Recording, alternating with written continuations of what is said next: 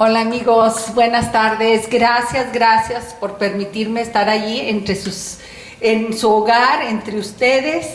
Y una vez más, con un gran amigo, no sé si eres defensor, exponente o qué del hombre, Sergio Hernández. No sé, la verdad, maestro, a veces te escucho y yo digo, híjole, no sé si me defiendes a mí como mujer, defiendes al hombre. Lo que sí me ha quedado claro es que tratas de que ambos nos pongamos en un buen lugar en el mundo, en la tierra, en la vida. ¿Sí? Así es. Que no estás de ningún lado realmente. Que tratas de acomodarte tú y acomodarme a mí como mujer. Y que yo creo que al final ese es el sentido de vida. Claro que sí. No, pues muchísimas gracias, Pilar, por invitarme de nuevo aquí a tu programa y encantado.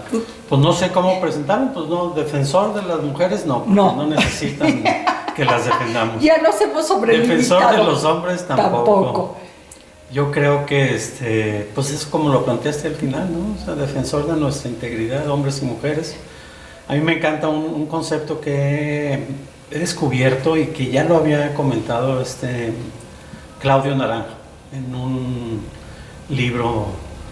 Él escribió en el finales del siglo pasado uno que se llama La agonía del patriarcado, y en 2010 escribe uno La mente patriarcal, y habla de que ni matriarcado ni patriarcado, habla de una cultura matrística. Es eso de encontrar nuestra esencia, hombres y mujeres, que finalmente tenemos un poquito de todo, y pues ser eso, ¿no? Encontrar nuestro ser. Encontrar nuestro ser, pero ¿qué crees? Nos cuesta trabajo cuando mi mamá nunca me dijo, y perdón mamá si me estás viendo, que en mí había una parte masculina. Y a mis hermanos, obvio, jamás, si a mí nunca me lo dijo, que me salía muy a flote, ¿sí? Que se me notaba, que no necesitaba que me lo dijera.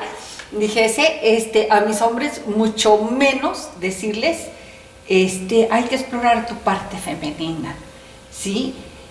Pero le estoy hablando de hace muchos años. Pero ¿qué crees? En la actualidad, que yo sepa, ojalá esté equivocada, en ninguno de nuestros textos, y como de las cosas que quedan en el aire, no le corresponde a los maestros, pero tampoco en la casa lo hacemos, el ubicarnos en nuestra... me encantó esto, la matriz. ¿De dónde venimos? Matriz. Sí, la matriz. O sea, porque desde la matriz fui concebida con esta parte masculina y esta parte femenina. Claro. Sí, no nos lo han enseñado, obviamente, ¿no? Y efectivamente en nuestras casas no. Y te voy a pedir que te acerques un poquito. En nuestras casas, pues no nos explicaron esto. Pero fíjate que incluso, ya acercándome a este tema del estudio de las masculinidades, vamos a llamarle así, me he dado cuenta, y en esto hay que darle crédito a un gran pensador, entiendo que todavía vive, se llama Robert Bly. ¿Sí? Uh-huh. Él es un poeta, ensayista, conferencista. Alguien le puso un adjetivo que me encantó. Es un provocador espiritual. Ay, Robert me gusta, sí. Me gusta, lo voy a buscar. Sí, está suave. No lo conozco, pero lo voy a buscar. Y él dice que hablando de los hombres, esto de encontrarnos con nuestra parte femenina, dice, está padre, está bien, pero es solo un primer momento. Y está bien porque, pues sí, obviamente nos conecta con nuestra parte sensible, entonces podemos ser, pues, muy empáticos con las mujeres, ¿no? Darnos el permiso de llorar, ustedes. Darnos el permiso de llorar, escribir poesía, contemplar la naturaleza, en fin. Esa parte, digamos, que está padre, ¿no? De nuestra parte femenina. Pero dice Robert Bly, es un primer momento, es un primer paso que yo creo que muchos ya lo hemos dado, ¿sí? Uh-huh. Más mal que bien, muchos muchachos actualmente lo están dando. O sea, hay que reconocerlo, que hay hombres jóvenes que ya pueden ejercer su paternidad de una manera afectiva, no ser violento, digamos, con sus parejas, colaborar en las actividades domésticas, etcétera, ¿no? Y dice Robert Bly, está bien, pero es una primera parte. Y dice, hay algo que está faltando. está faltando que nos encontremos los hombres con nuestra masculinidad profunda, con la parte de nuestra masculinidad que no la hemos encontrado y que está presente en nuestra psique individual, está presente en, digamos, lo que podría llamar Freud el inconsciente, ¿no? Pero está presente también en el inconsciente familiar, que es muy interesante. O sea, la manera de ser hombre de nuestros abuelos, bueno, obviamente nuestros padres, nuestros abuelos, nuestros bisabuelos, había cosas muy padres, Pilar, y seguramente tú lo debes de, pues tú eres amante del arte, del pasado, de la arqueología. Esta casa es preciosa y en lo antiguo hay una belleza que hay que reconocer, y en nuestros abuelos y bisabuelos hay una riqueza profunda que no la hemos sabido encontrar y que la hemos aventado, alguna vez alguien me dijo, al yonque, ¿no? De los desperdicios, con este asunto del machismo, ¿no? y del feminismo y de recriminar la parte violenta de los hombres, etcétera, que claro, es cierto, pero junto con eso hemos aventado un chorro de cosas muy padres de nuestro linaje familiar masculino, y que ahí está presente y no lo hemos encontrado. Pero no solamente eso, Pilar, en el inconsciente colectivo, como dice Jung, ¿no? Jung habla del inconsciente colectivo, eso que está presente en los cuentos, en la mitología, ¿no? En las fábulas, en la transmisión de la cultura transgeneracional, ¿no? En todas las culturas, obviamente nuestras culturas indígenas, somos acá de América Latina, digamos, pero también de Europa, en fin, de Asia, en todos lados. Hay un inconsciente colectivo que se expresa a través de esto de los cuentos, ¿no? Por ejemplo. Y justamente sobre eso Robert Bly hace un trabajo padrísimo en un análisis que hace de uno de los cuentos de los hermanos Grimm, que se llama el de Iron John, Juan de Hierro. Okay. Juan de Hierro. Utilizando ese cuento, hace un análisis bien padre, bien profundo sobre esto que te estoy comentando de encontrar a nuestra masculinidad profunda.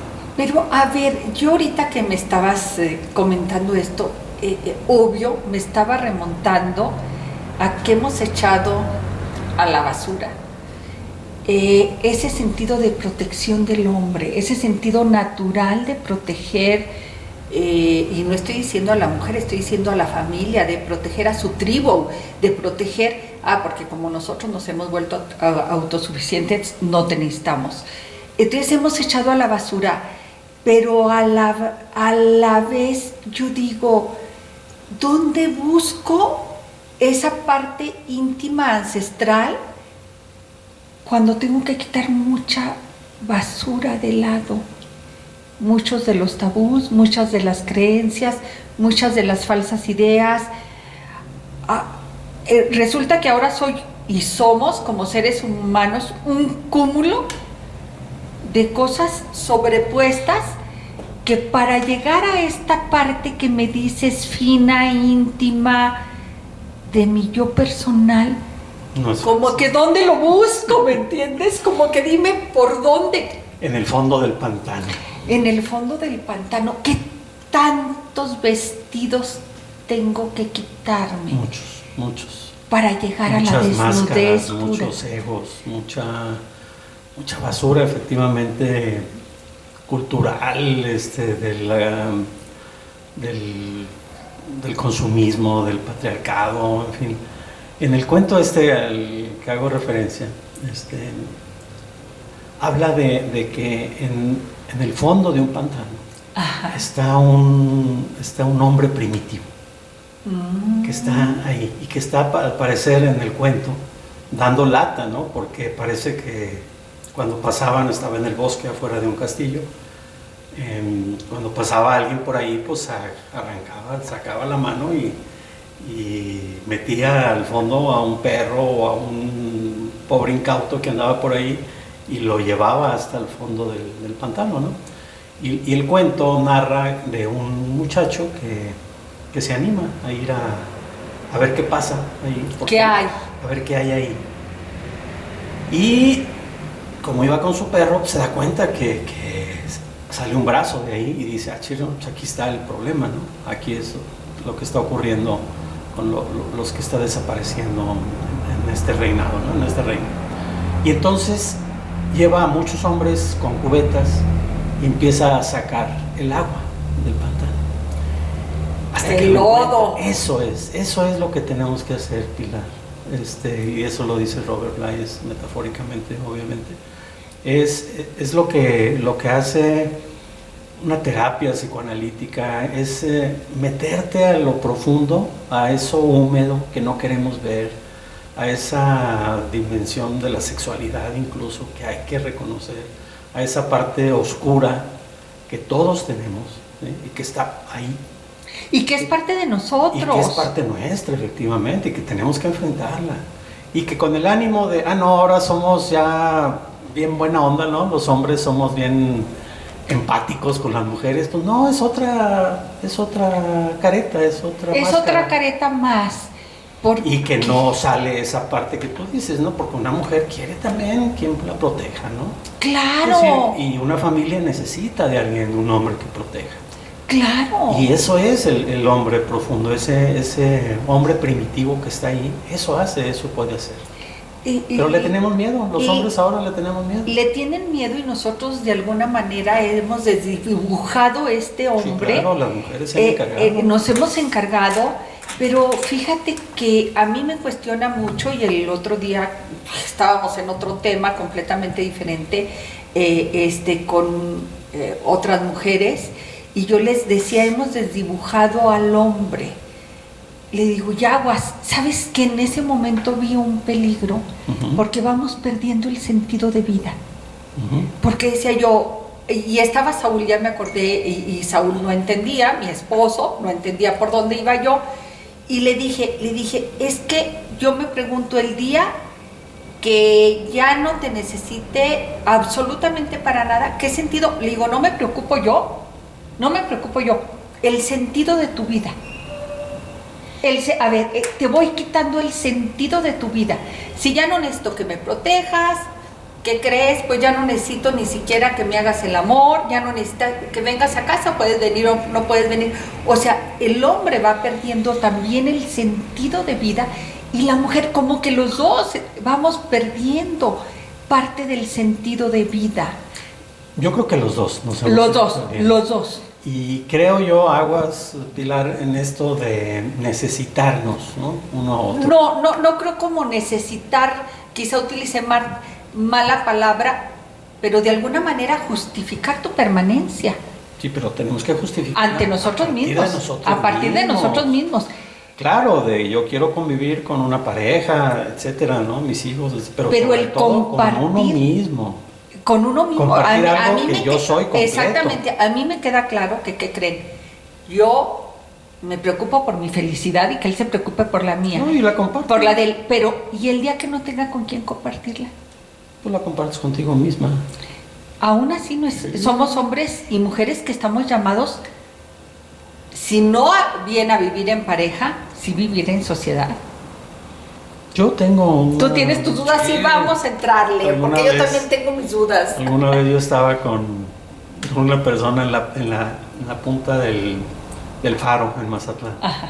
Ya ves, no sé, estaba ahí. Sí, la mirada es impresionante, padrísimo.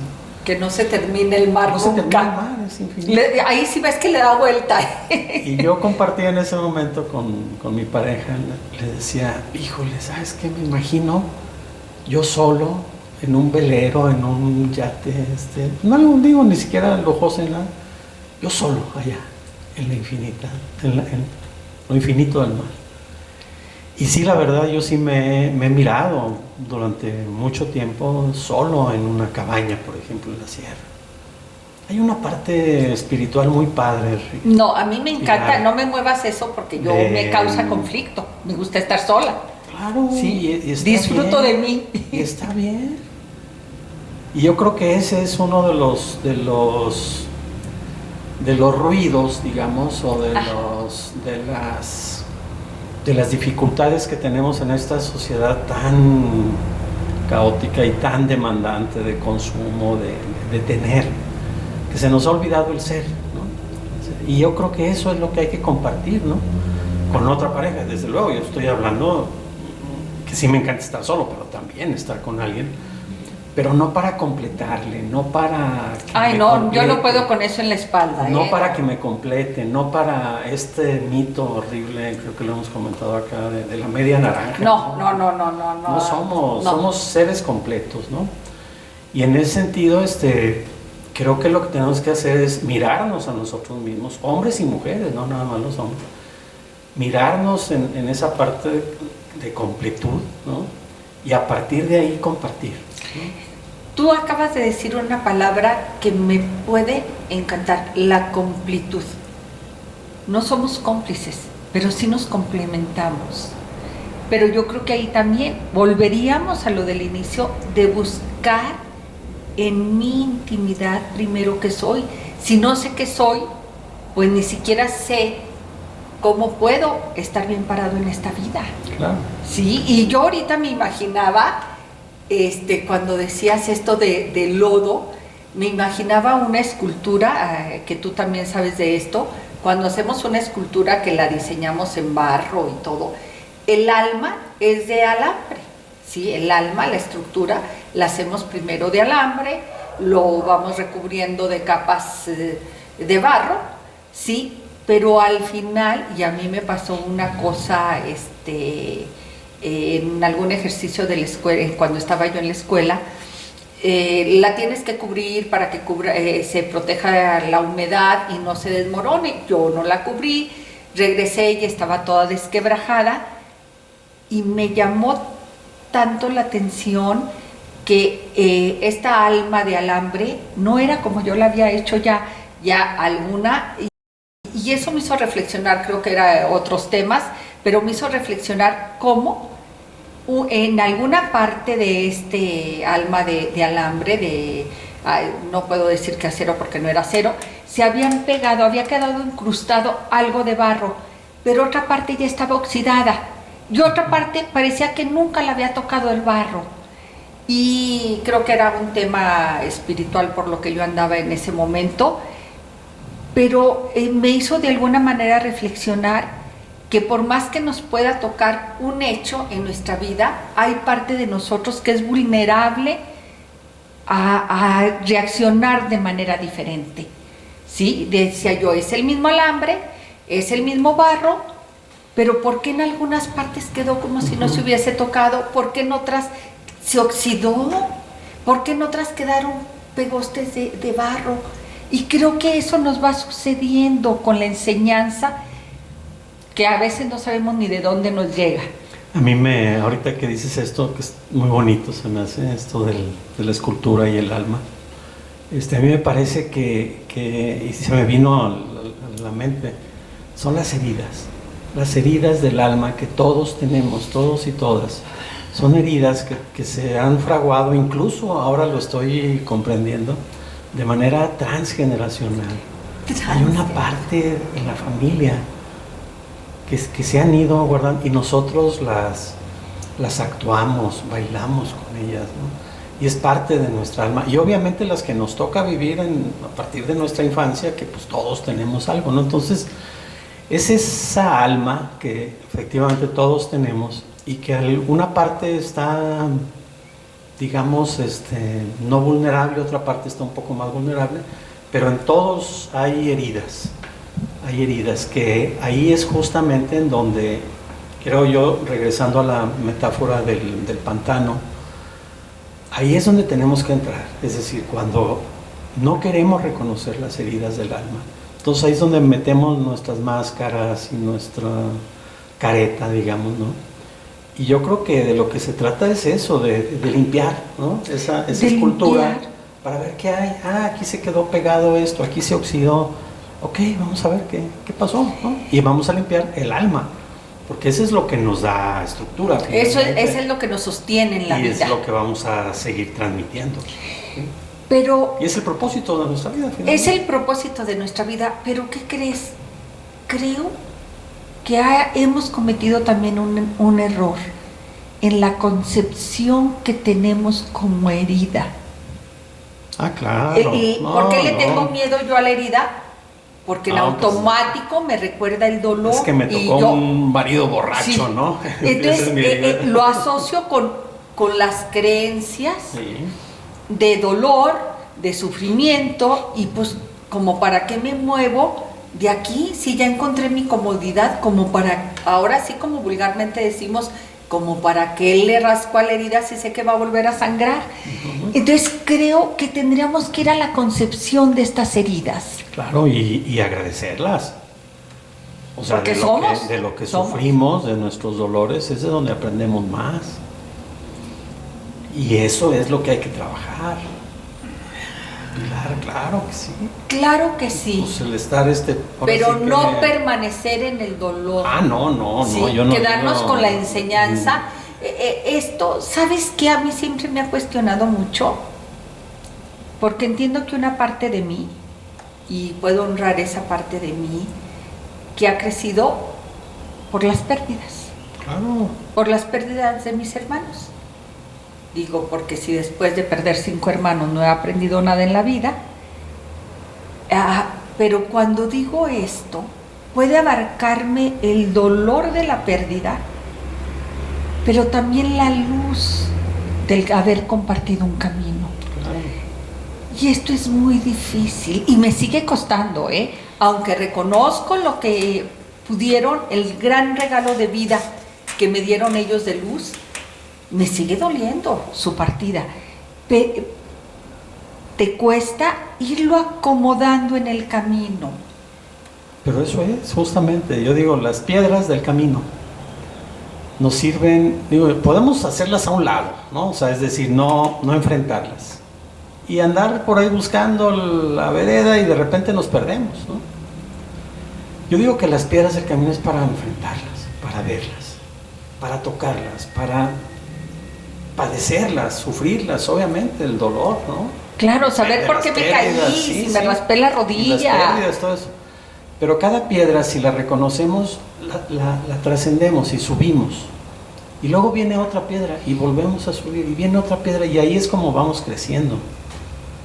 Yo eso es lo que digo, el evadirlo, el andar buscando la salida fácil, la zona de confort, etcétera, no nos hace crecer, ¿no? Aún así, ¿cómo le dices a una persona que está sufriendo una pérdida? No se preocupe, esto te va a hacer crecer. No, yo no le voy a decir, no se preocupe.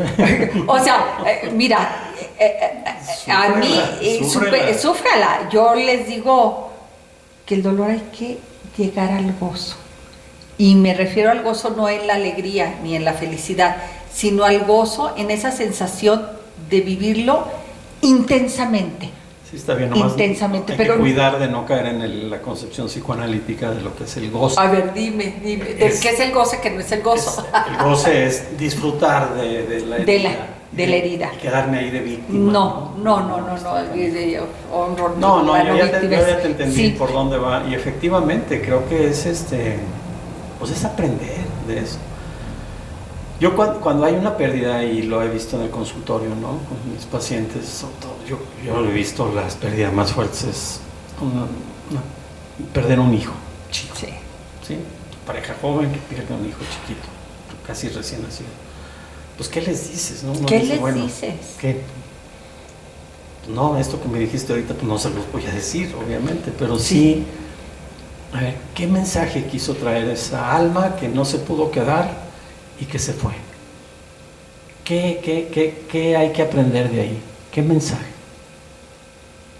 ¿Para qué? ¿Para qué vino?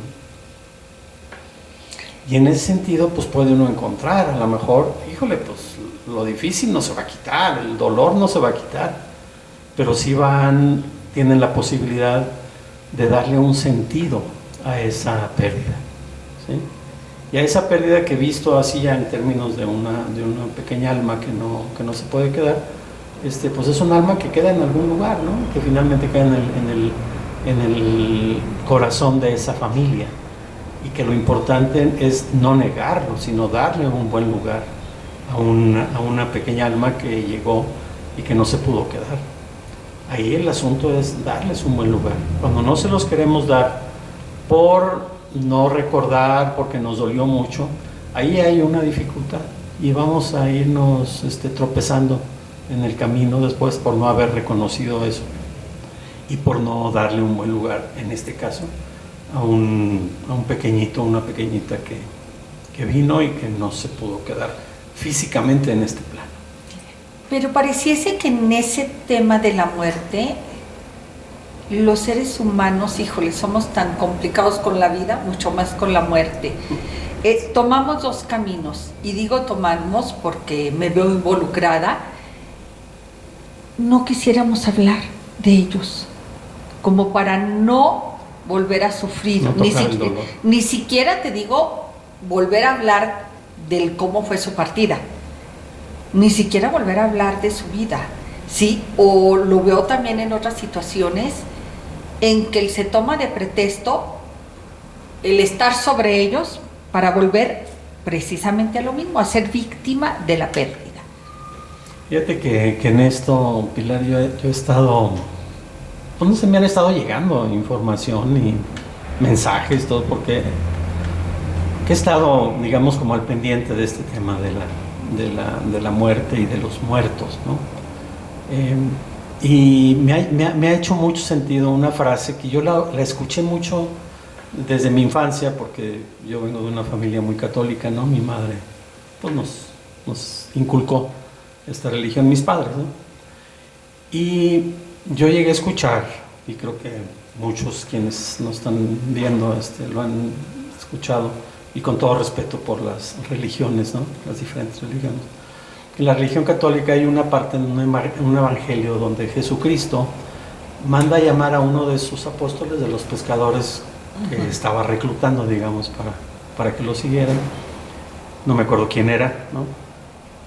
Y le dice, ven, y le dice el pescador, le dice, espérame, voy a enterrar a uno de mis familiares, ¿no? Alguien había muerto, no sé. Deja que los muertos se entierren a sus muertos. Entonces dice Jesucristo, vente, dice, deja que los muertos entierren a sus muertos.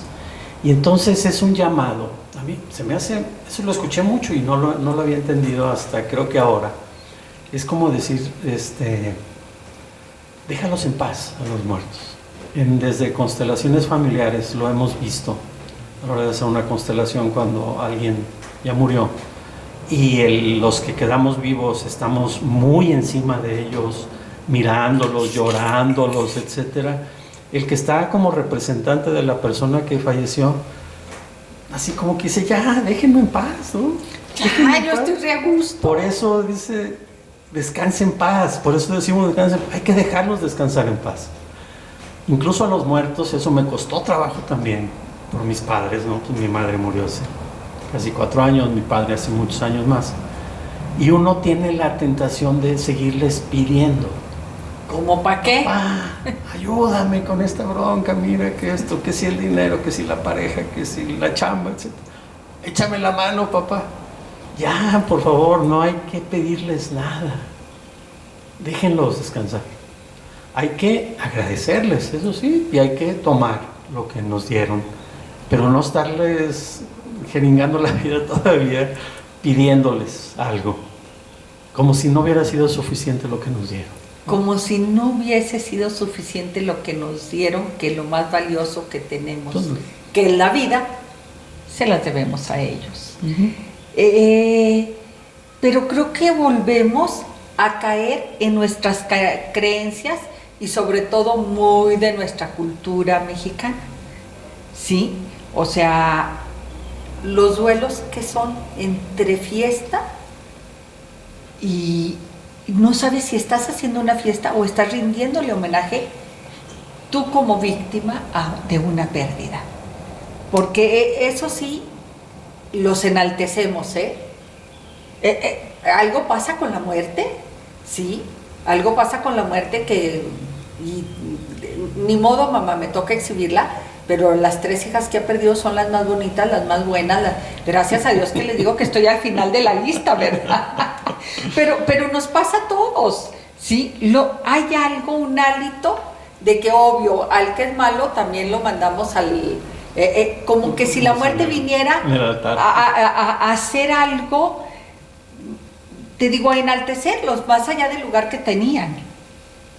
Sí, pero creo que es parte de nuestra cultura mexicana. A mí esa parte me encanta, Sí, te encanta. Sí, a mí sí me gusta la fiesta en los panteones, ver el colorido el día 1 de noviembre, ver las flores, los mariachis, ponerles el vaso de agua, el altar, ¿no? Todo esto que se desarrolló en la cultura posada, ¿no? En torno al Día de los Muertos. Claro, pero hay una lucha. A mí se me hace padrísimo si no llegara al punto donde ves que esto lo hacemos más cerca, y aquí voy a hablar como católica, más cerca del paganismo que de la religiosidad, porque nos lleva a la fiesta y luego salimos llorando hechas trizas porque pues, le fui a hacer la fiesta a mi hijo que ya se fue. ¿Sí? Entonces como que es la dualidad. Sí, está bien. Yo digo. No, está bien, es parte de nuestra cultura. A mí me encanta, esa parte del Día de Muertos me gusta mucho. Yo, bueno, mis padres no están en un panteón, ¿no? Están ahora ya, pues, en criptas, lo moderno. ¿no? Pero igual tampoco están lejos, están en Guadalajara y no voy. Y aunque fueras, el día que vas a Guadalajara no necesitas ir a visitarlos. No, pues están aquí, ¿no? Claro. Todo el tiempo los traigo. ¿Cómo honrar a los que se van? Ándale. A ver. Está buena la pregunta. Digo, más allá de la fiesta del 1 de noviembre, ¿a ti qué te gusta la fiesta? ¿Cómo honrar a los que se van? A los que se van. Reconocer su legado y tomarlo lo que nos toque, ¿no?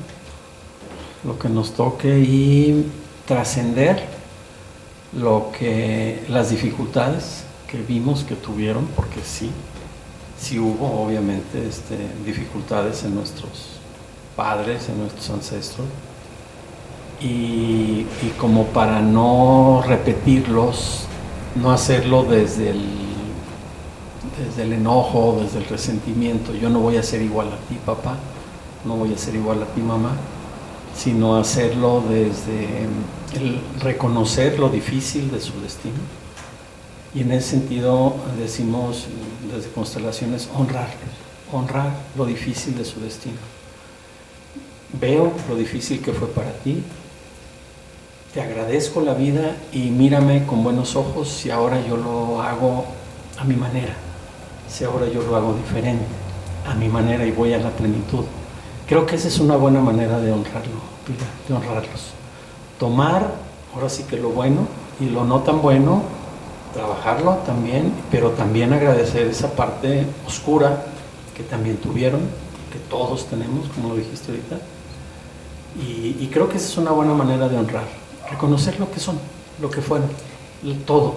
Quizá ir un poquito más allá y ver su historia. No, desde luego, para poder honrarlos tenemos que entender de dónde vienen. Y eso a mí es algo que me encanta en el consultorio. Pues cuando llega alguien, pues viene a tocar un problema de ahorita. Claro, de la pareja, el hijo, etcétera. Pero a mí me encanta porque pues yo sé que abres la puerta de por qué viene atrás. ¿Qué hay atrás? Claro. Y eso es fascinante para el mismo paciente, el mismo consultante, ¿no? Y claro, porque es empieza fascinante. a decir, es cierto, es que mi papá, es que mi abuelo, es que mi bisabuelo. Y empiezan a salir historias que no habían salido y empiezan a hacer clics, ¿no? Es decir, ahora entiendo por qué yo hago esto. Repitiendo la historia de las alianzas. Repitiendo, o lo que sea, ¿no? Pero caen 20, ¿no? Y dicen, por eso. Entonces eso es fascinante porque es conectarnos con nuestro regreso a lo mismo, del principio. Regreso al conectarnos con nuestro inconsciente familiar ancestral. Y ver al abuelo, que era un comerciante bien aguerrido y bien enamorado, ¿no? Ok, pues eso. Después lo criticaron porque era muy machista, violento, etcétera. Está bien.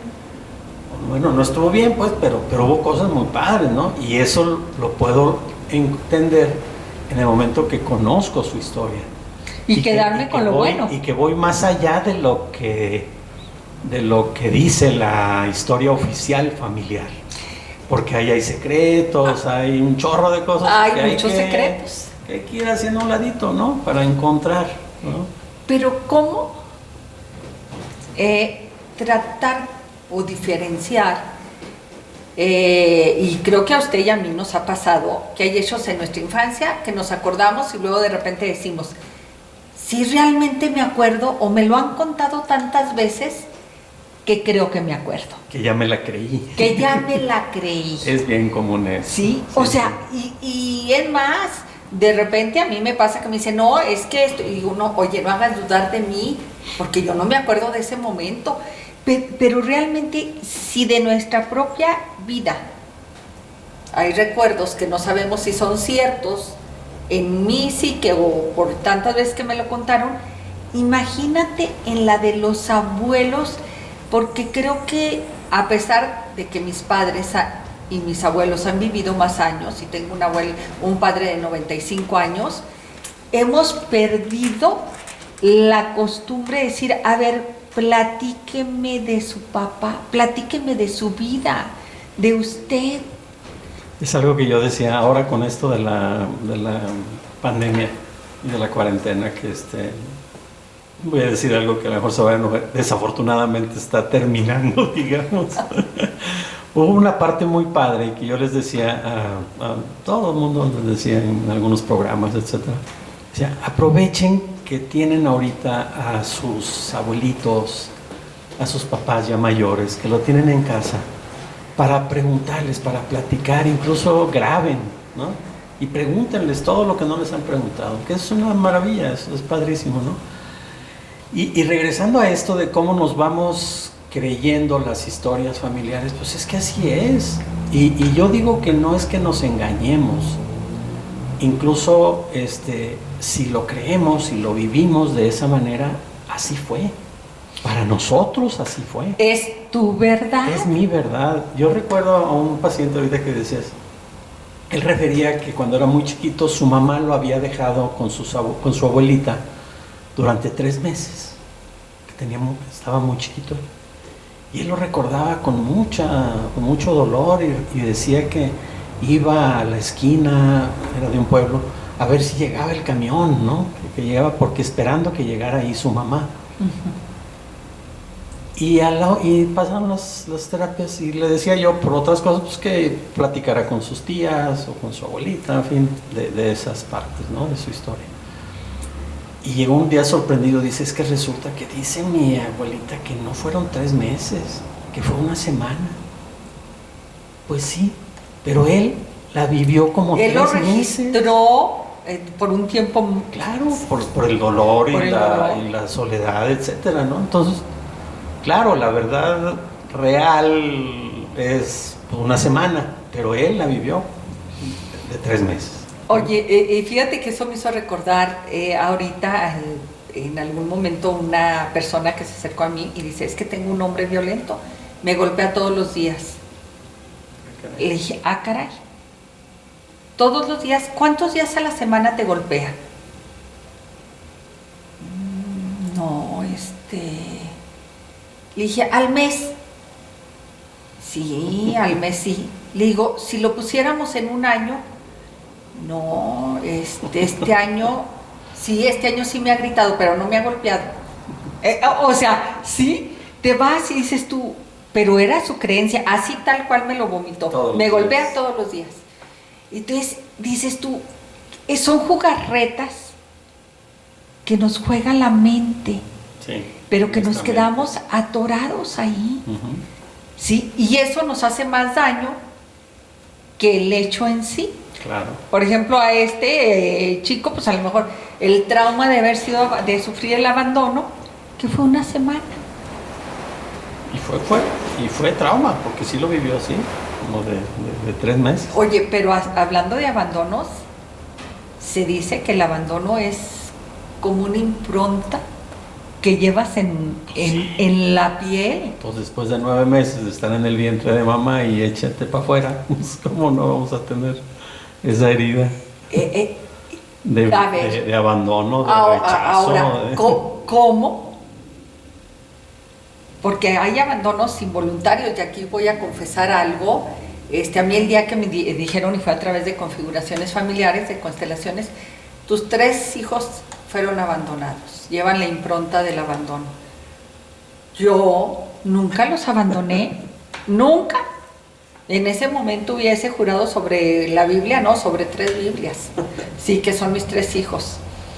Y me quedo yo pensando, a ver, ¿por qué a Cris? ¿Cuándo la abandoné? ¿Cuándo la abandoné a Cris? Pues sí, resulta que a los 15 días me dio fiebre reumática y la llevé con mi mamá 3 días. Claro. Suficiente para su sellito, ¿eh? Hijo, sí. Dije ya, pues Cris, bueno, pero Saúl nunca lo abandoné. Pues búscale. Saúl nació ictérico porque yo soy RH negativa y él fue positivo. Lo dejé una semana en el hospital. Recién nacido. Recién nacido. Paul Lely, híjole, Lely, ¿cuándo? El sello ahí, Saulito, abandonado. Leslie, ¿cuándo la abandoné yo a Lely? Obvio, a los 10 días me dio fiebre puerperal. Me tuvieron que hacerle grado, su sellito. Digo, ¿y ahora cómo se los quito? No, tú no, ellos se los tienen que quitar. ¿Qué crees? Sufrí mucho hasta que entendí que era parte de su historia, que venían del abandono por otros temas de abandono de su papá y demás, y alianzas, pero qué difícil es, y es a lo que voy, saberme culpable y saber que no puedo hacer nada. Sí. Y reconocer lo que es, dice Hellinger, reconocer lo que es, y lo hiciste lo mejor que pudiste. Lo hice lo mejor. ¿Hubieras querido hacerlo diferente? Pues sí, hubiéramos querido hacerlo, pues todos, ¿no? Pero... Y pongo este ejemplo porque, ¿qué crees? Eso es esto de lo que se les fue acumulando en la vida. ¿Sí? Y con eso. Y con todo el amor. ¿Sí?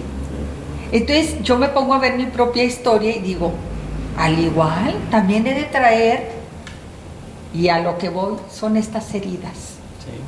Estas heridas. El alma, esa estructura, ¿no? De nuestro ser, ¿no? Que esa estructura, a ver, ¿cómo la veo?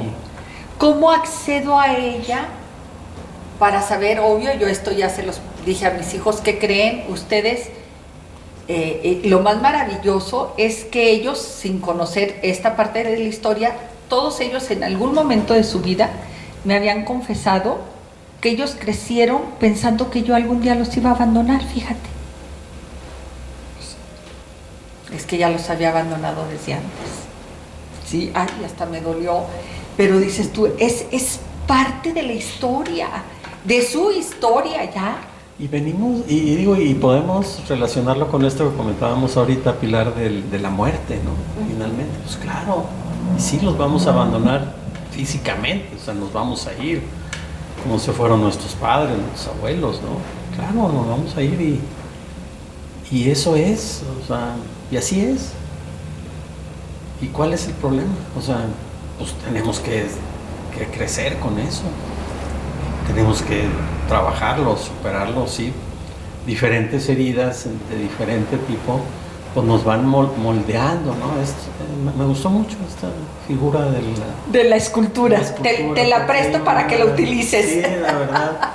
Porque ese es de alambre, ¿no? De alambre. Y ya ahorita, sí, es el alma. Este es el alma. Y ahorita ya me acuerdo, dije, yo me acuerdo de haber reflexionado, era sobre las creencias, y sí eran sobre las creencias religiosas, ¿sí? Sí, claro. Pero es ver mi propio alambre. ¿Qué crees? Ya no tengo derecho a buscarles al alma de mis hijos, ni al alma tuya, si no compongo la mía. Y ese alambre, esa estructura de alambre tiene que ver con la estructura de alambre de nuestros ancestros también, es decir, de ahí venimos también. Desde el mismo rollo. Y aquí podemos, y dices tú, ese alambre lo saqué de un rollo, ¿sí? Y corté un pedazo, y ese rollo es todos mis ancestros. Claro. No lo hice de la nada, nomás hágame este pedacito, fue el todo, ¿sí? Y eso es lo padre, yo digo, es ir recuperando la historia familiar, la historia cultural de nuestros pueblos, ¿no? Ancestrales, de nuestras culturas indígenas.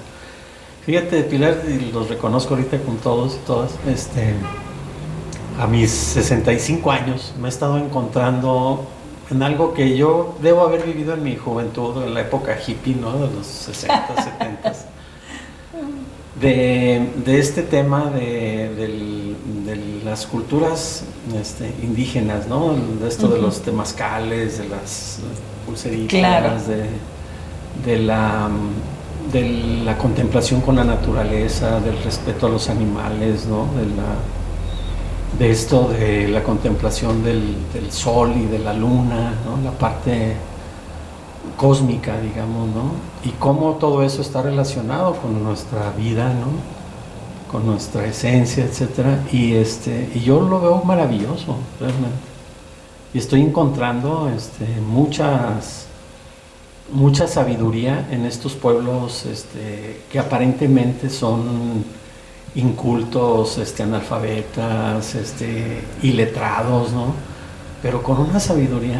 Bueno, yo creo que ahí tenemos que diferenciar eso. Pueden ser iletrados, pero no incultos. Uh-huh. Sí. Y aquí creo que tenemos también que diferenciar del conocimiento a la sabiduría. Uh-huh. Ellos quizás te habrás encontrado que no han leído un solo libro y tienen más sabiduría de quienes hemos leído muchos. De quienes hemos leído muchos. Sí. Sí. Pero esto es bien interesante porque es volver al origen. ¿Eh? Pero a ver, nuestro origen. A nuestro origen, ¿qué creen? Pues a nuestro origen, ni modo que usted y yo vengamos de Marce. ¿Qué creen? No. Nuestro origen está, bueno, ahorita que se hacen los estudios de tu ADN, que de dónde vienes, pues resulta que el ADN traemos de muchísimos más pueblos de los que pensábamos, ¿verdad?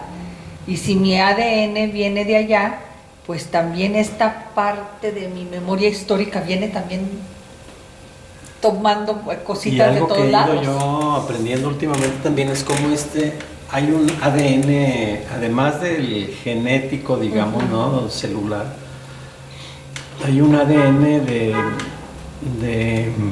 de lo que vivieron nuestros ancestros, es decir, la parte morfogenética, digamos, ¿no? De los campos morfológicos, digamos, que tuvieron y que de alguna manera los tenemos también nosotros. Y que para entender lo que nos está ocurriendo ahora, tenemos que también entender a ver de dónde vienen esas dificultades, eso que tú sabes, las lealtades invisibles en un sistema familiar. Si yo pensaba que se transmitía, pues por una cuestión, no sé cómo decirlo, pero como por las creencias o por las frases que nos decían. Pero no, parece que hay algo también genético, algo que viene. Y esto, te voy a decir, está demostrado en que de repente nos encontramos, me encuentro a mi nieto chiflando como lo hacía el abuelo de Saúl. Un ejemplo así muy claro y real, ¿sí? El día que Saúl oye chiflar a mi nieto, que dices tú, ¿de dónde? Y dice, no es posible. Saúl fue el que se quedó. Dijo, así chiflaba mi abuelo. El abuelo de Saúl. Y mi nieto, pues creo que nunca ha ido ni a Santiago o habrá ido alguna vez. Y el abuelo murió cuando su mamá de este nieto tenía días de nacida. O sea, ni siquiera mi hija lo conoció. Pero fue increíble porque este hecho lo cimbró mucho a Saúl y dije, qué bueno que te pasó a ti, Paul, incrédulo. Sí, para que vayas creyendo en esto. Sí, porque si lo digo yo, tú no me crees. Porque entonces empezó a cuestionar al niño, oye, ¿quién te enseñó a chiflar? No, nadie. Digo, su papá para nada chifla, ni su mamá, ni nada. Entonces, pero alguien te tuvo que haber enseñado, ¿por qué chiflas así? No, el pobre niño está asustado, ¿verdad? Nadie. O sea, y usted quizá tiene, ahorita que dices tú que es genético, pues resulta que hay un niño zurdo, porque el bisabuelo fue zurdo. O sea, efectivamente tienes razón. Sí, hay una transmisión transgeneracional de información sistémica, más allá de la cuestión de la célula, pues. Sí, más allá, o sea, lo vemos en los niños que dicen, no, ahí levanta la ceja como su no sé quién y ni siquiera lo conoció. Claro, dices tú, porque no lo copió, no, está más allá de nuestras células. Pero ¿qué sucede ahí? A ver. ¿Pero en qué sentido? ¿En qué sentido? En abrazar. Claro. En abrazar esa parte. Esa parte no la entiendo. Y como le dije, y ahora resulta que Saúl llega a la casa de mi hija. ¿Dónde está mi chiflador? Sí. ¿Por qué? Porque a él le hace mover todo su sistema para recordar a su abuelo, que fue al final con el que se creó. Sí. Fíjate, Pilar, respecto a esto, y hay algo que les quiero compartir a todos, que yo he visto que incluso esto se da aún con hijos de adopción. Caray, ahora sí ya me la pusiste más... Y lo veo, no en mi caso, porque, bueno, soy juez y parte y no lo puedo ver a lo mejor, ¿no? Porque yo tengo 3 de adopción, pero lo he visto con algunos pacientes, y sus hijos, en donde el hijo adoptivo, que pues ahora sí que no es biológico, con una similitud incluso fisiológica, es decir, física, con el papá. Sí. Impresionante. Y dice uno, ¿qué onda con esto? Y yo creo, obviamente después ya por la parte de los gestos y de los dichos, todo eso, pues a lo mejor se aprende, ¿no? Sí, de que lo sí, le busca uno una... Pero hasta el parecido físico, dice uno, ¿qué onda? Y juraría, a mí me ha pasado también casos que digo, no, yo juraría, eso dicen que es adoptado, pero es de ellos. Sí. O sea que si uno es hijo de acogida, no, puro cuento. Sí. No supieron cómo encubrirlo, ¿verdad?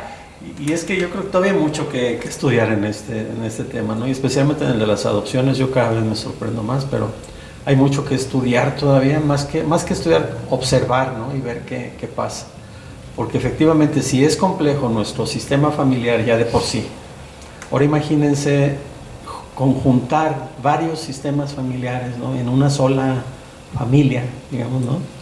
En donde, como decía alguien una vez, no, es que tú no adoptaste a un pequeño, adoptaste a toda su...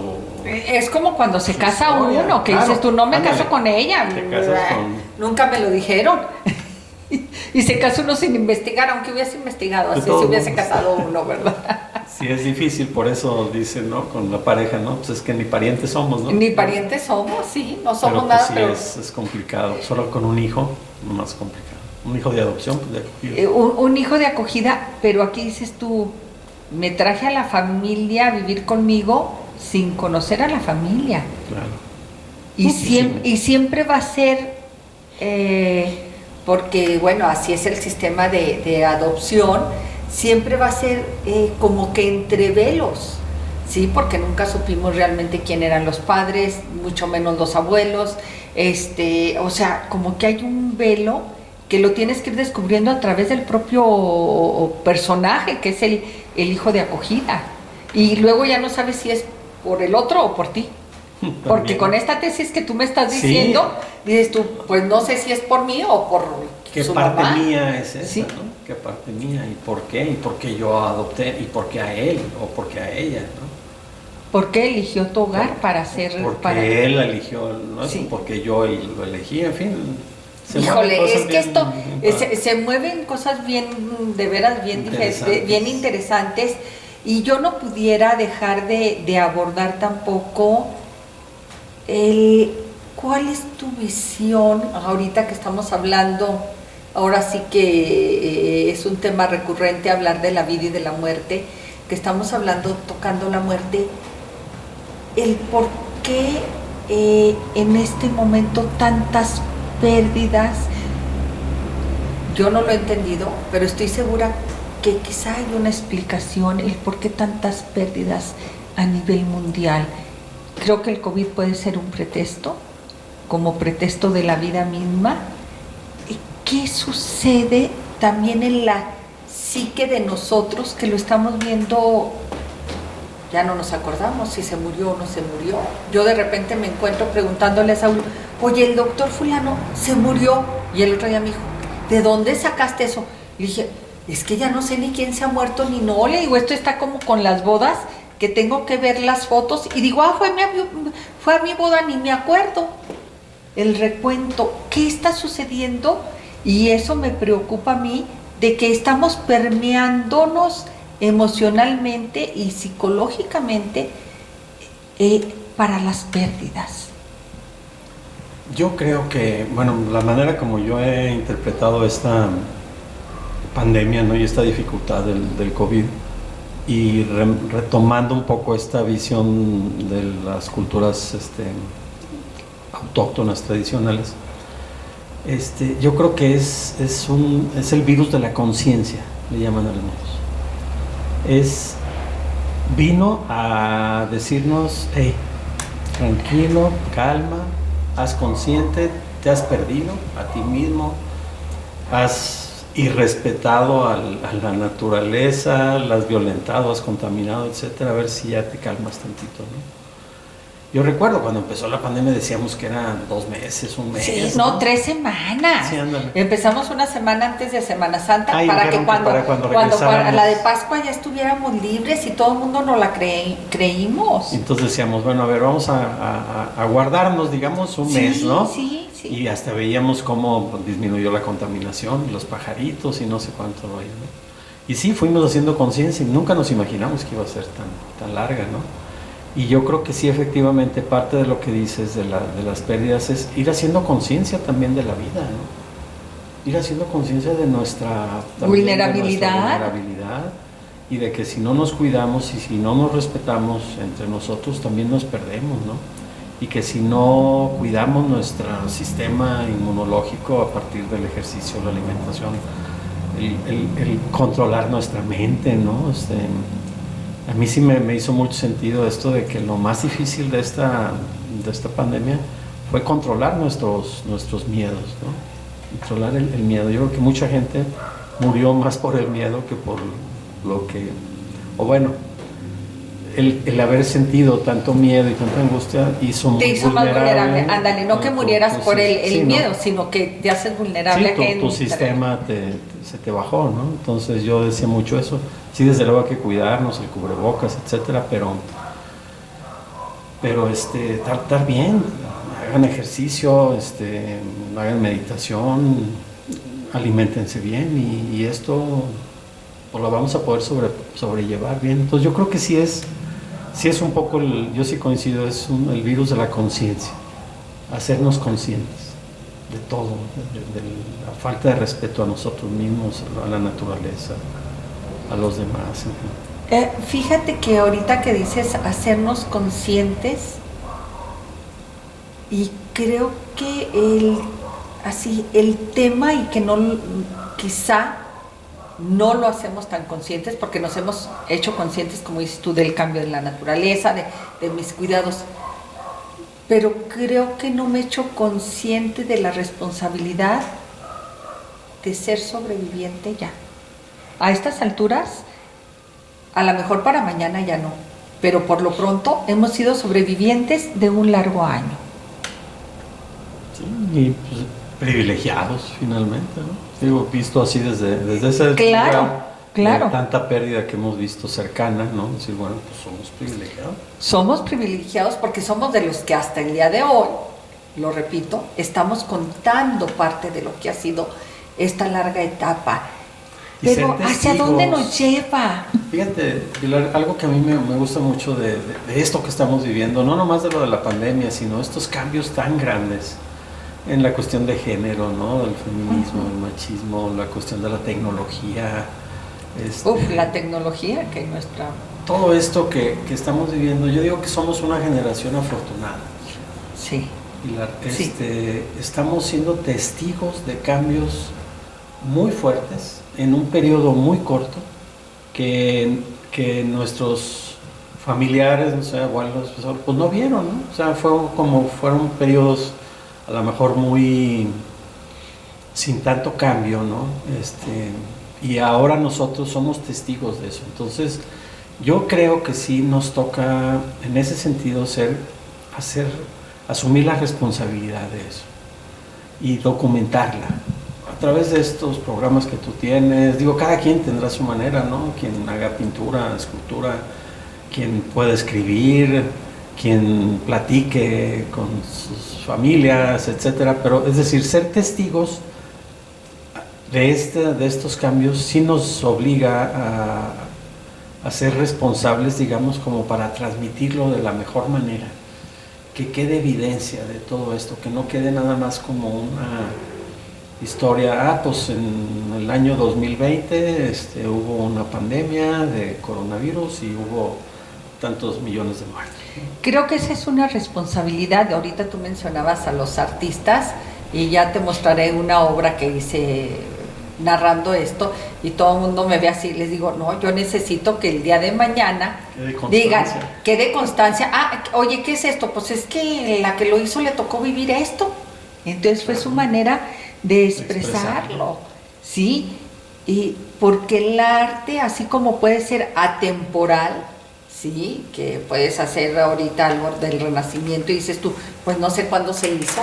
Creo que hay otra parte de artistas que sí sentimos, porque con todo respeto y respeto a los demás, sí tengo la obligación de dejar huella en el momento en que estoy viviendo, ¿sí? Pero voy más allá de decir, yo me pregunto, quizá nosotros como adultos, ¿qué crees? Ya es tú ahorita, y me puede encantar esta faceta tuya que dices tú, estoy aprendiendo ahorita, volteando atrás, volteando a ver a nuestras etnias, a nuestras tribus, descubriendo cosas, pero aún así, ¿qué crees? Ya, y tú y yo lo sabemos, que parte del aprendizaje de nuestra vida ya lo tenemos, ya el archivero, ya no es mi archivero, que creen, ya está casi lleno, ¿sí? Pero ¿qué va a pasar con los niños? ¿Cómo los va a marcar este lapso de encierro? No sé, yo escribí hace poco, acaba de publicarse sobre el estrés de los docentes, de los maestros. Y yo decía eso, no dimensionamos todavía qué impacto va a tener. Yo decía al final de este artículo que escribí, añoro el que poder volver a ver a las escuelas, los patios, las canchas de fútbol, las aulas llenas de algarabía, de niños brincando, peleándose, de muchachos noviando en las canchas, peleándose, en fin. No sé todavía qué va a pasar, no me imagino, ¿no? Así como no sabemos todavía el impacto que va a tener o tuvo o está teniendo todo el tema de violencia que vivimos hace 10, 12 años. No sé todavía qué impacto va a tener. Lo que sí te puedo decir, Pilar, y regresando a esto de que ya nuestras gavetas están casi llenas, nunca es tarde para aprender. Yo también. Yo no lo siento así, yo veo que es... Sí. Infinito eso. O sea, la posibilidad de aprender es infinita y nuestra capacidad, yo no sé, creo que dicen que el cerebro más usado fue por Einstein y fue el 8%, sí, un 6%, sí. O sea que sí, tenemos gavetas para rato. Tenemos gavetas para rato, pero fíjate que a mí sí, no me quita el sueño, pero sí me cuestiono. Simplemente digo, a ver, hace 2 años resulta que las jóvenes o los jóvenes podían cambiar de pareja cada semana sin problema, o 3 veces al día, como gustes. Cambiar de identidad sexual. De identidad sexual y todo. Pero yo digo, ¿qué estamos haciendo? Y es a lo que voy, nuestra responsabilidad también como adultos. A mí sí, créanmelo, me preocupa el miedo que veo en muchos jóvenes, en muchos niños, que les hemos inculcado los adultos por la pandemia. Sí, digo, ¿hasta dónde les estamos coartando ya su libertad cuando regresen? Sí, digo yo porque pues, ya a estas alturas qué miedo tienes, ¿verdad? Pero sí me preocupa, y obvio, lo puedo decir, obvio porque veo a mis nietos y yo digo, ¿con qué libertad va a regresar mi nieta de 15 años o mi niño de 12 años a jugar fútbol ¿Qué está pasando? Yo creo que sí, no hay que transmitirles miedo. Y eso no yo creo que es lo que más me cuestiona. Eso yo creo que alguien dijo al principio de la pandemia, dice, ahí creo que salieron ahí los memes, dice, no, el virus mató a uno, el miedo al virus mató a 5. Y eso se narra también en la Biblia de aquel que regresó y que dijo, ¿verdad?, que iban a morir 500 y luego, oye, mataste 5,000. No, yo nomás fueron 500. Los otros 4,500 fueron del miedo, ¿verdad? Sí, y a mí eso me queda claro, ¿sí? Creo. No hay que transmitirles miedo, hay que transmitirles responsabilidad. Ándale, cambiar el miedo por responsabilidad. Sí. Por conciencia y responsabilidad, eso. Pero ¿qué es la conciencia ante un hecho como esto? Pues esto, reconocer que le dimos en la torre a la naturaleza y que la contaminamos y que nos preocupamos más por el tener y no por el ser. Ese tipo de reflexiones creo que son los que tenemos que...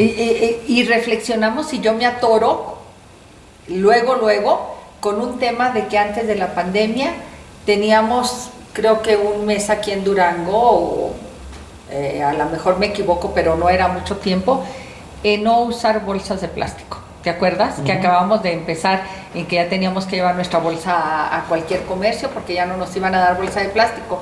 Yo ahorita digo, superamos lo que habíamos hecho por mucho, porque con mi cubrebocas, con los guantes, con todos los plásticos, sí me explico, hablando de responsabilidad ante la naturaleza. Digo, somos más irresponsables ahorita que antes, cuando esto fue por irresponsables. Sí, o sea, siento como si, como humanidad, por un lado veo y acepto que fue por irresponsable, pero por los hechos regreso 3 pasos atrás. Y digo, entonces, ¿no aprendí lo que estoy viviendo?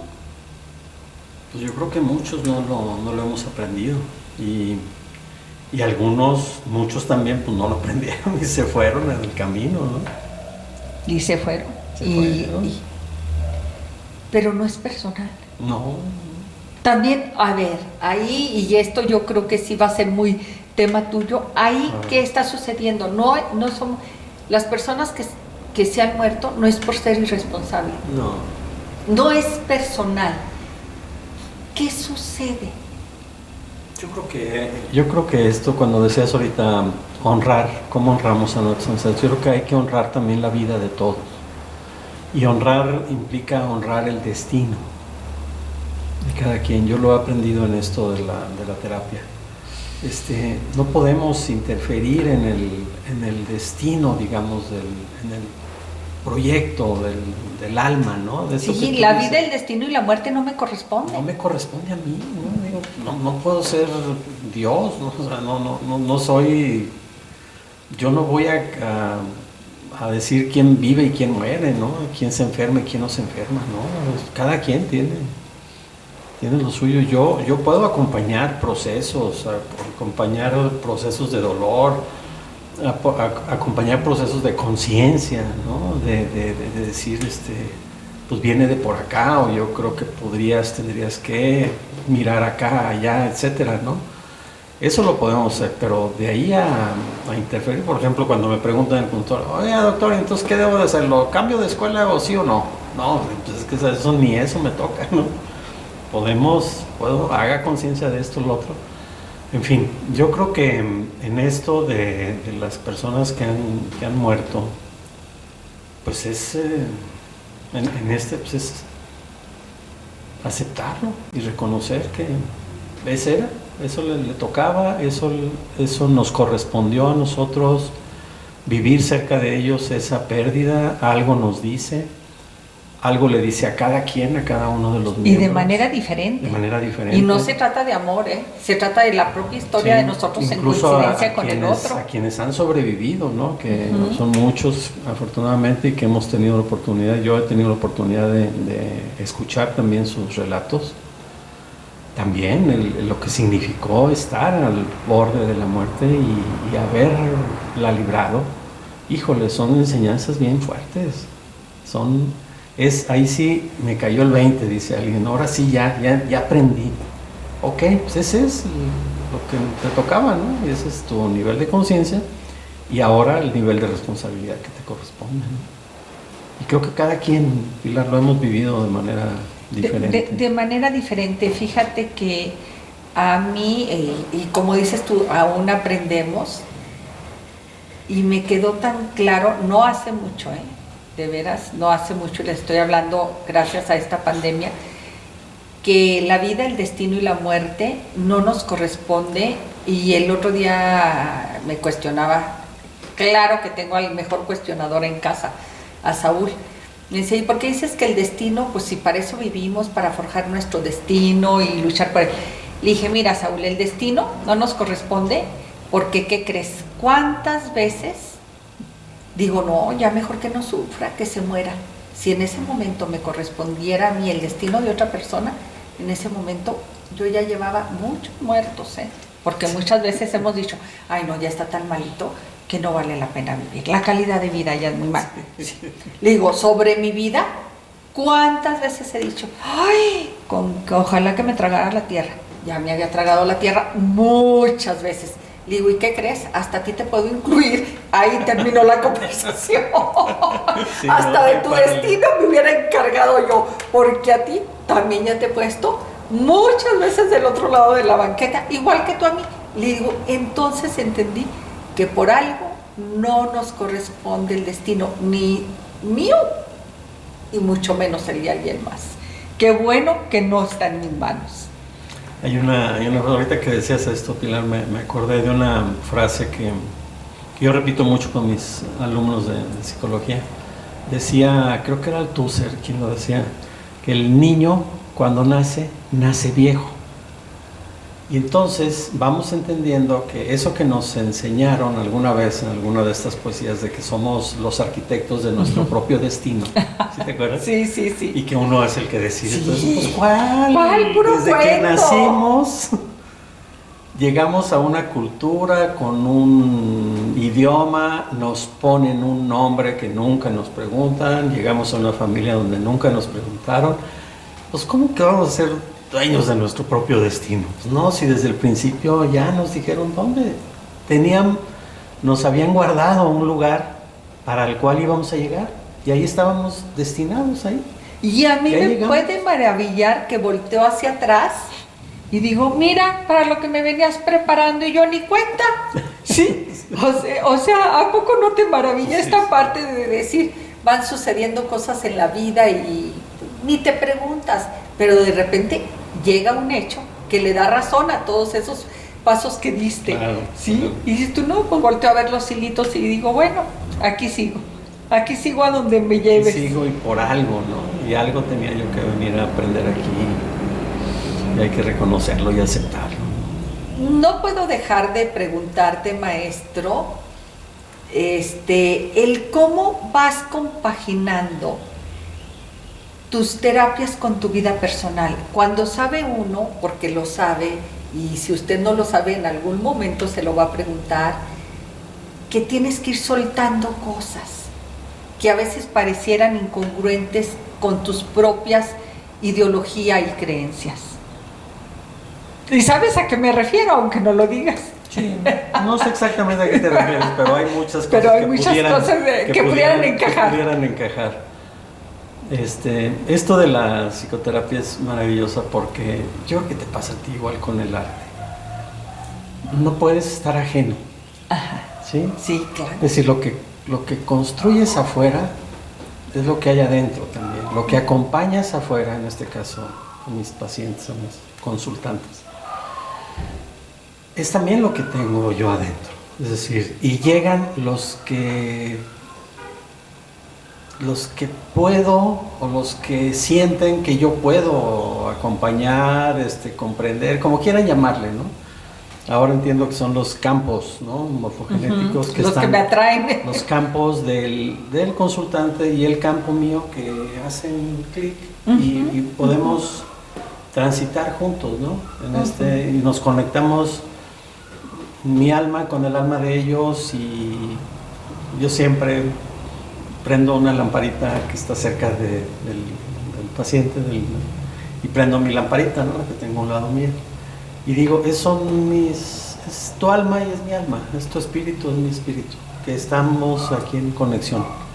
Y en ese sentido, para responder tu pregunta, pues no somos ajenos, o sea, incluso si lo quieres ver en términos psicoanalíticos o psicológicos, es la transferencia y la contratransferencia, es decir, lo que el otro ve en ti como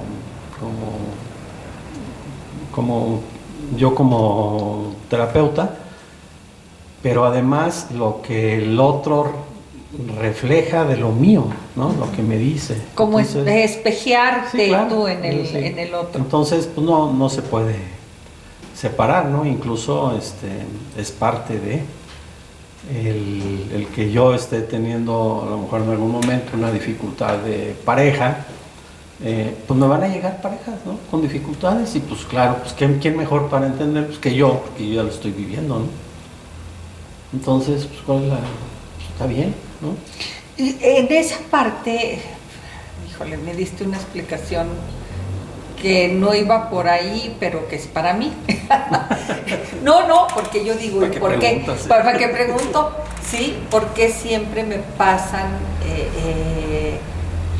porque siempre llegan a mí personas que han pasado por situaciones similares a las mías, cuando ellas no conocen mi vida. No, ¿sí? Pues es que es el campo, tu es campo el campo, energía, fíjate, ahorita, por eso te digo, me respondiste algo que era para mí y no era por ahí. Pero es real esto, cómo vas sintiendo atracción, y salió de veras del alma, eso de la atracción, por personas que de alguna manera, sin saber, comulgan con tus vivencias. Sí, ya te entendí, tu pregunta iba más allá, más a lo sí, pero me diste una respuesta sí. Buenísima. Porque en lo superficial luego hablamos desde la moral, digamos, ¿no? Sí. Y no desde la ética, diría alguien, ¿no? O sea, que confundimos.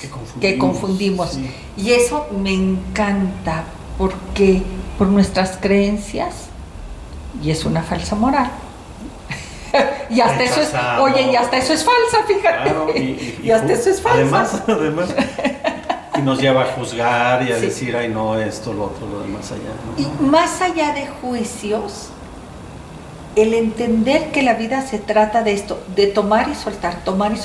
Eso es bien importante. Y fíjate que eso yo lo he aprendido últimamente, obviamente con situaciones familiares, ¿no?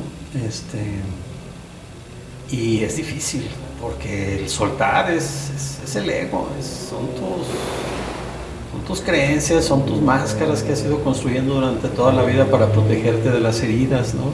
de la infancia. Uh-huh. Y el soltar implica reconocer eso y decir, híjole, bájale. Y creo que quien te muestra, digamos, la necesidad de soltar es la gente que más quieres, ¿no? La gente que más cercana está a ti y que tienes que aprender a soltar, hablando de pérdidas, por ejemplo, sí, ¿no? De tus hermanos. Sí. En fin, eso es lo que... Y eso es tener... Creo que en eso, yo a veces lo digo metafóricamente también, nos empeñamos tanto en que las cosas deben de ser de tal manera que es como si quisiéramos detener el flujo de un río, ¿no? Uh-huh. Y ponerle como un dique, ¿no? Como una compuerta. Y entonces se empieza a ser muy difícil porque en un río pues vienen muchas cosas y se empiezan a acumular y llega un momento que se rompe eso, se empieza a tirar o se estanca y se pudre el agua, etcétera, y lo mejor que hay que hacer es aprender a soltar, abrir esa compuerta y permitir que fluya, porque eso finalmente es el amor tiene que fluir, no podemos detenerlo. Y el amor en todos los sentidos, a los hijos, a la pareja, a nuestra profesión, a nuestra propia vida, ¿no? A la vida de nuestros hermanos, hermanas, tiene que fluir el amor. Desde constelaciones, tú sabes, lo hemos aprendido, las dificultades en una familia básicamente es por un amor mal acomodado, ¿no? Es un amor torcido que lo hacemos desde una lealtad, desde que nos vamos atando generacionalmente, las cadenas. ¿Y qué es lo que hacemos con constelaciones y con la conciencia, ¿no? Es soltar, es acomodar y ponernos en un buen lugar. permitir que el amor fluya, como el agua de un río. Cuando está fluyendo puede traer muchas cosas, pero si está fluyendo se va limpiando, se va limpiando. Y llega un momento en que es un río muy cristalino, muy padre, ¿no? Aún a pesar de que yo digo la naturaleza, Dios, la vida, nos da un ejemplo tan maravilloso como es el día y la noche. Ah, sí. Sí, increíble. Que el día se suelta, se termina en el ocaso para que llegue la noche, sabiendo que él va a estar en el amanecer. Nos cuesta tanto trabajo. Nos cuesta eso, tanto. Que hay luz y sombra. Nos cuesta tanto. Yo digo, a mí me hubiese encantado, quizá que la primera enseñanza de vida me dijesen, tu vida va a ser como el día y la noche. Claro. ¿Y qué como el día ¿Qué y la es eso? noche?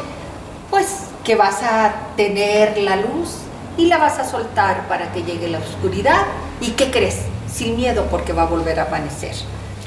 De alguna manera, como sea, la verdad es que esta enseñanza yo he tratado de decírselas a mis nietos, porque a mis hijos demasiado tarde para hacerlo. ¿Todavía no te habías dado cuenta? Sí, todavía no me había dado cuenta, me acabo de dar cuenta ayer, y el ayer es infinito, porque claro. no es el ayer inmediato, pero yo digo, ¿y qué creen? Lo puedo razonar y me sigue costando. Me sigue costando el soltar, te lo puedo decir, tan sencillo como el día y la noche, pero ¿qué crees?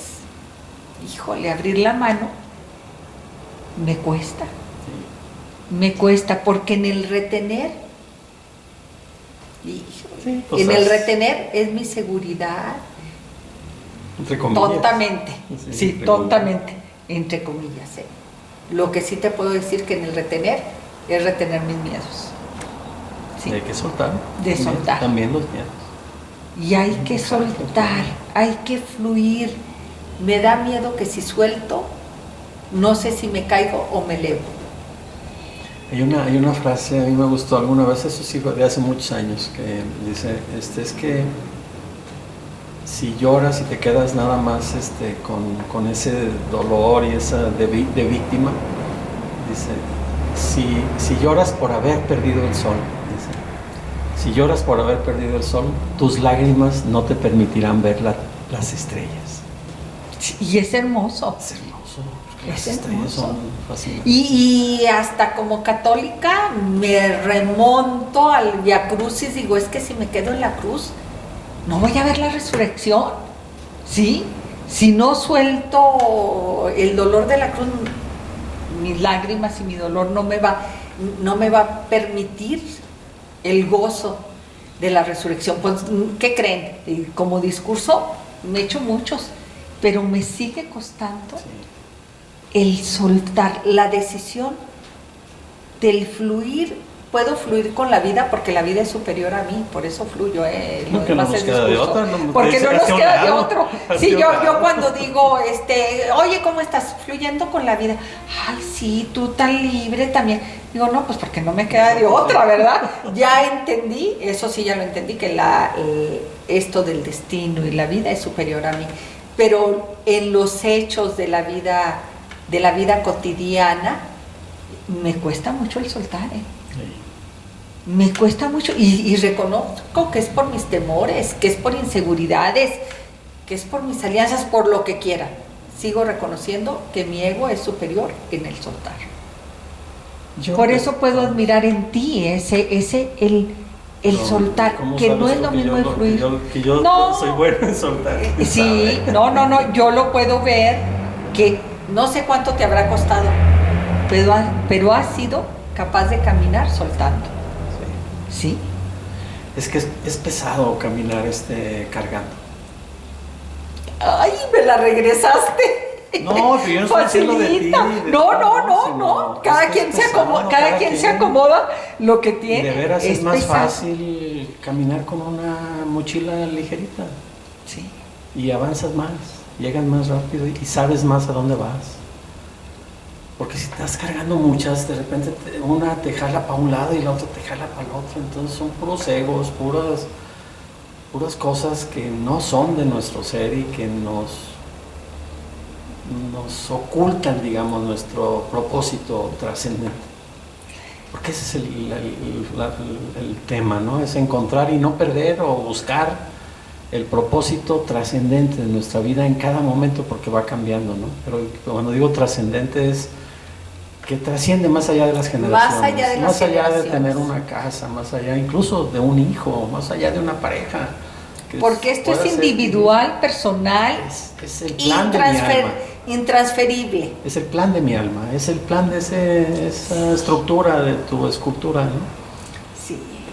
Híjole. Y es reconocer esa parte. Y volvemos a lo del inicio, ¿eh? Tenemos que... Sí, nuestro ser. Nuestro ser. No es que ser hombre o ser mujer, no, ni que si el patriarcado, matriarcado, que si el machismo o el feminismo, no va por ahí.